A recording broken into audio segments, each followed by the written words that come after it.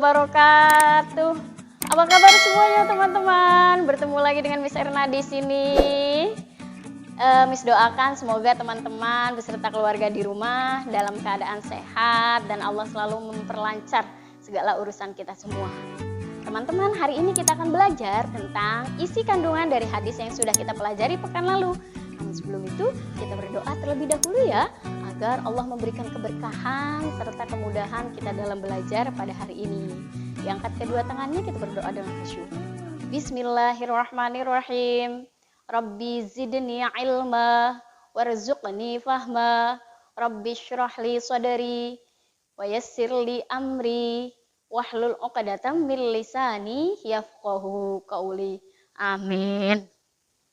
Sebelum kita belajar isi kandungan hadis tersebut, kita ulang bersama-sama ya. Bismillahirrahmanirrahim. Qala Rasulullah sallallahu alaihi wasallam, fadlul alimi 'alal 'abidi kafadlil qamari lailatal badri 'ala sairil kawakibi. Artinya, bersabda Rasulullah sallallahu alaihi wasallam, keutamaan ahli ilmu atas ahli ibadah seperti kelebihan bulan pada malam purnama atas bintang-bintang. Nah, teman-teman, hari ini kita akan mempelajari isi kandungan hadis tersebut. Namun sebelum itu, Miss punya cerita sedikit yang mudah-mudahan bisa menginspirasi teman-teman, bisa menambah semangat teman-teman dalam belajar. Oke? Selamat menyaksikan. Assalamualaikum warahmatullahi wabarakatuh. Waalaikumsalam warahmatullahi wabarakatuh. Apa kabar semuanya teman-teman? Baik, Bu. Ibu gimana? Alhamdulillah, ibu sendiri alhamdulillah sehat. Siapa yang tahu pelajaran apa kita hari ini? Pelajaran hadis, Bu. Oke, betul sekali Iqbal. Lalu siapa yang tahu pelajaran hadis kita tentang apa ya hari ini? Tentang keutamaan ahli ilmu, Bu. Oke, 100 buat Tuti. Memangnya keutamaannya apa ya, Bu? Betul ya. Sebelum kita memulai pelajaran hari ini, ada yang mau cerita nggak tentang kegiatan teman-teman kemarin? Aku, Bu. Oke Wahid, kamu mau cerita apa? Silakan. Jadi gini ceritanya, Bu. Jadi pas aku mau naik sholat zuhur berjamaah, aku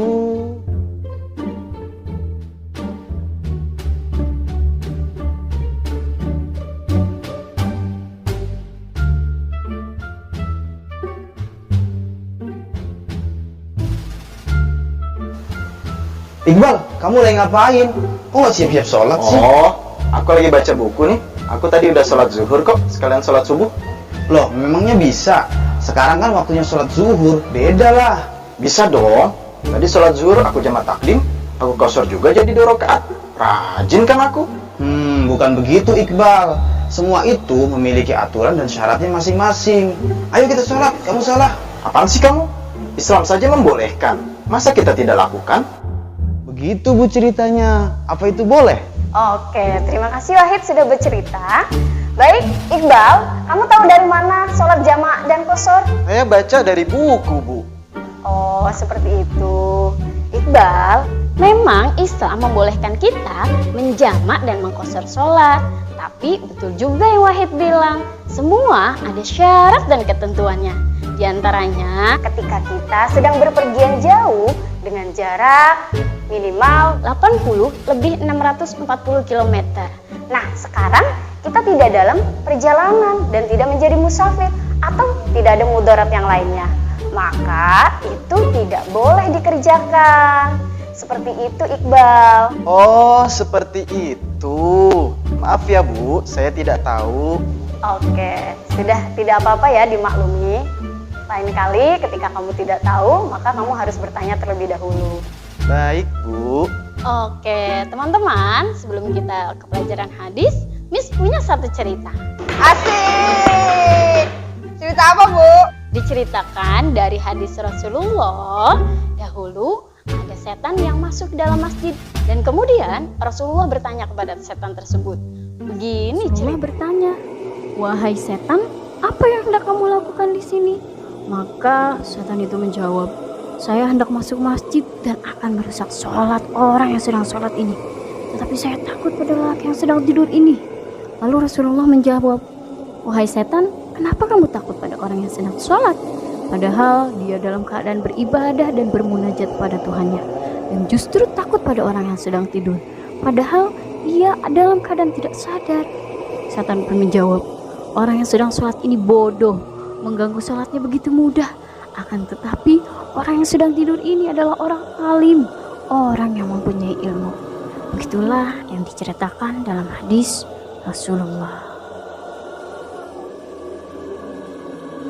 Teman-teman, dari cerita tersebut kita tahu bahwa setan takut dengan orang yang mempunyai ilmu.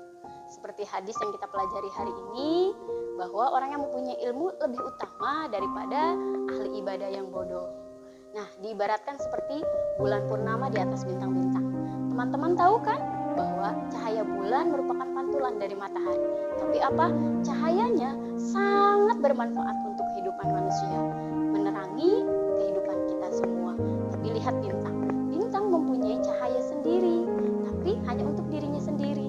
Seperti apa? Diibaratkan orang yang mempunyai ilmu, ketika dia mengamalkan ilmunya, maka manfaatnya lebih banyak daripada orang yang ahli ibadah tapi bodoh, hanya untuk dirinya sendiri.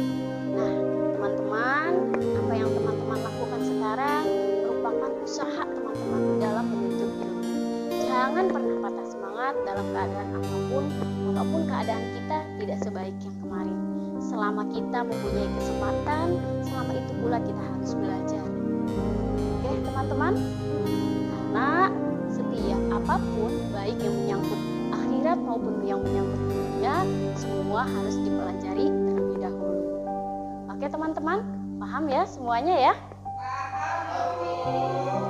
Oke, hari ini cukup pelajaran, kita cukupkan sampai di sini. Kita tutup dengan kafaratul majlis. Subhanaka Allahumma wa bihamdika asyhadu an la ilaha illa anta astaghfiruka wa atubu ilaik. Cukup sekian dari Miss Emma. Assalamualaikum warahmatullahi wabarakatuh.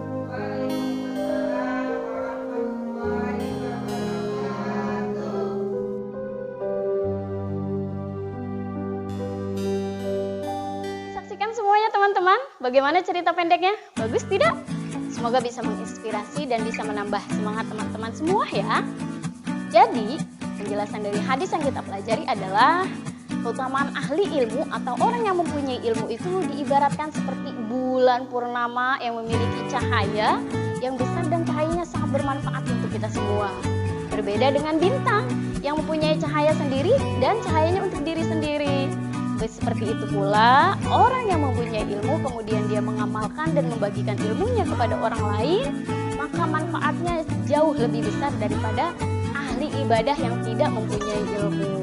Seperti itu ya. Jadi, isi kandungan dari hadis ini tiga teman-teman. Yang pertama, orang yang mempunyai ilmu akan diangkat derajatnya beberapa derajat di sisinya.